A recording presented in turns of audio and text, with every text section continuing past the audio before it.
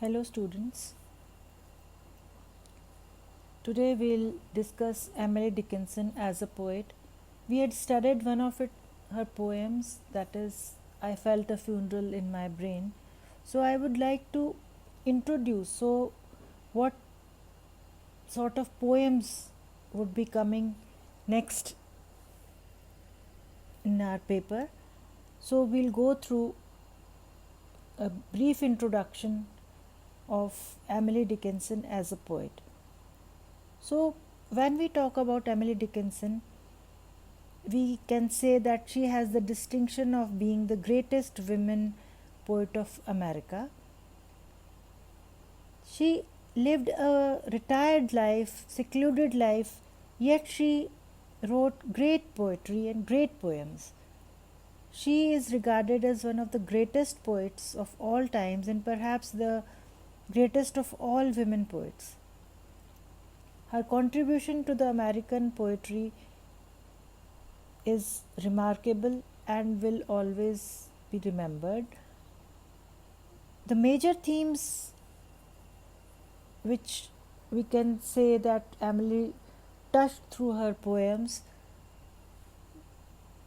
because Emily chronologically belonged to the 19th century, and in her style and form, her poems have close affinities with the 20th century scenarios, surroundings.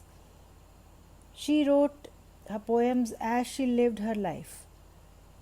Her whole world or universe was that of the soul. Her special task was to make that universe speak or articulate. Nature was her close and loving friend, and she was always very close to her nature. You will find nature in abundance in her poems. Her religion had no church, means she was not there with boundaries. She didn't like the boundaries of religion. She could converse directly with her God because she didn't need any in between, any help to interact with God. So, death, as we have seen in that poem also, I felt a funeral in my brain, that it was about death. So, death is always present in her poetry. In short, she thought or mused on the mystery of life and death, on the nature of the human soul and immortality, with a rare insight and penetration. When we read Dickinson's poems, we can see that or find or observe that she is a lyric poet. Almost all of Emily's poetry consists of lyrics. Most of them are very short poems, short lyrics. The intensity of her own vision imparts intensity to her lyrics. Due to the perfect unity of vision and expression, she is considered to be a lyric poet. A number of her lyrics deal with nature and the battlegrounds for the clash of opposites. They deal with her fearless and acceptance of life and heroic acceptance of life.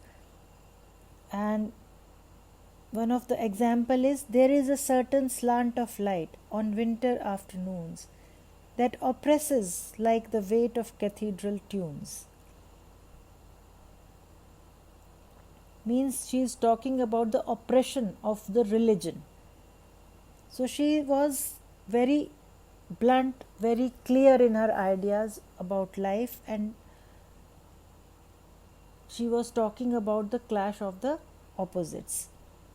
As a nature poet, we can say that Emily did not follow the romantic formula or the romantic poets like Wordsworthian formula or tradition of nature, who, when we go read Wordsworth, you will come to understand that Wordsworth almost worshipped nature, but Dickinson's love for nature was not like that of Wordsworth. In her poetry, nature has a separate identity, and her treatment of nature is original and her own.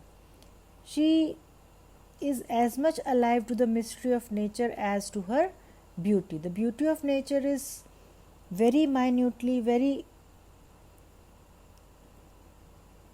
and minutely and feeling observed and rendered precisely. The poet has composed many nature poems, and they deal with all possible objects, forces, and phenomena of nature. For her, nature and God were the two unknowable entities which were beyond the range of human comprehension. In one of her beautiful poems, she says, "Why spy the forests and the hills, the tents to nature's show, mistake the outside for the real, and mention what we saw." Now, when we talk about her as a love poet, Emily's poem gives her personal experience of love. Her love poetry may be divided into three groups. The first group expresses the poet's love, devotion, and staunch loyalty to her absent lover. The second group may be called poems of separation and consequent suffering, and the third group may be conveniently called poems of renunciation. In some of her love poems, Emily seeks to make light of her suffering. In such poems, she writes of love with the mocking wit of the metaphysicals and with their conceits. Like one of these poems, she compares her life to a loaded gun. "My life had stood a loaded gun in corners till a day. The owner's pass identified and carried me away." In few poems, Emily employs sexual imagery with great and amazing candor. Her love poems can be interpreted both as an expression of profane love and of love for God. In short, we can say that Emily has played all possible notes in the orchestra of love. When one more aspect of Emily is that she is often called as a mystic poet. Excuse me. So Emily is a great mystic poet, we can say. Like all mystics, she deals with God, death, soul, and immortality. She speaks of the divine love and beauty. For her, divine love is the culmination of all spiritual attainment, and marriage with Christ is the only means of attaining eternity and immortality. So, to attain spiritual immortality, death is essential. It is the gateway to immortality, because without dying, you cannot attain immortality. When we talk about her poetic style, we can say that she was more interested in the content rather than the form and structure of the poem. Her poems are extremely compressed.